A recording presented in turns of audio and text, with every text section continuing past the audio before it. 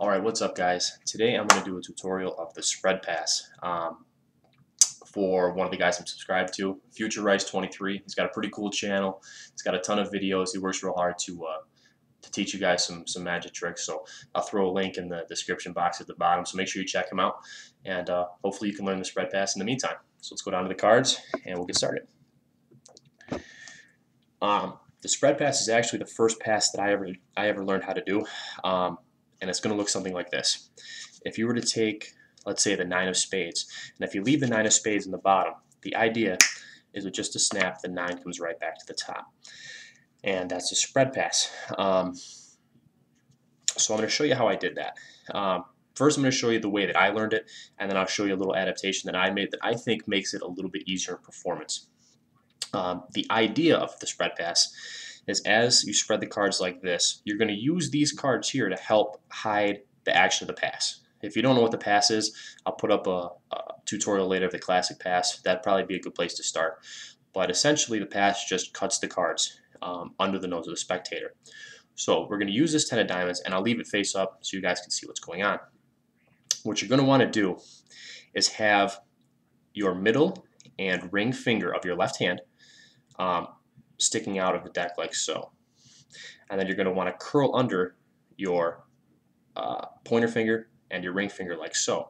So that helps you get like this lever action like this. That's what you want to achieve. So as you're to flip the card over, you want to try to jump into this position here. Okay. Now, what you're going to do is you're going to bring the right packet towards the left. And these cards, you want to make sure you have a few cards protruding here so you have a nice area of cover. Okay. So as you come over, you're going to use that lever.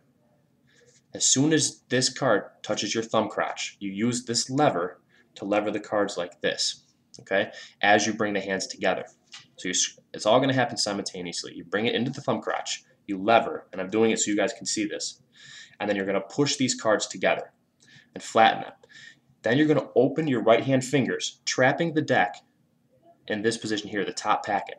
Okay, you're going to trap it between like almost your left thumb crotch and your right palm, more or less. So this packet that you're levering, the under packet, is going to hit the fingertips and palm of the right hand as you bring it up and over like this. Okay, so I'll show you again. Spread the cards, making sure that you leave plenty for cover.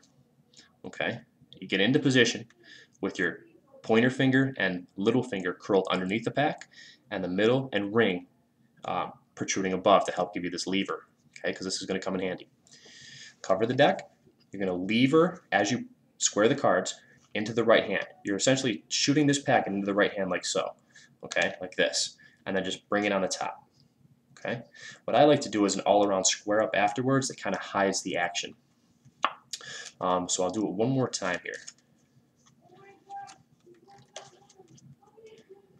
What I found actually helps too, I forgot to mention, if you want to get into this grip first before you spread the deck, okay, with your 2 fingers up and your other 2 fingers curled, that can actually help, because then you'll already be in this position. You don't have to get into it after you flip a card over. It might actually help you guys. But like I said, you're just going to come over, and in the action of squaring up the cards, you make the pass. Another little subtlety that's definitely going to help, and I actually just did it as I just did it there, is I like to give a slight turn to the left, because you're going to be putting the cards into your right hand, okay? And once you're in this position here, your right hand, as long as if you're at this angle here, you can see the cards, okay, your spectator. But if you're slightly at this angle here, your right hand is going to block that packet that's coming over the top. You can't see it at all. Okay, and it becomes a lot more deceptive. So I'll show you. If we were to do it head on, you'll probably see what's going to happen. You'll see the pass happen underneath. Okay, but if you create a little angle to the right like this, only as you're about to make the pass, it becomes invisible. So that's what you want to do. You got to be a little sensitive of your angles. But like I said, if you were just to make that little pass to the right like this, really the only people that are going to see it is the people who are behind you. So the angles are pretty good. So a slight turn to the left, all you really have to do is turn your hands so that you get the packet to hide behind your right hand.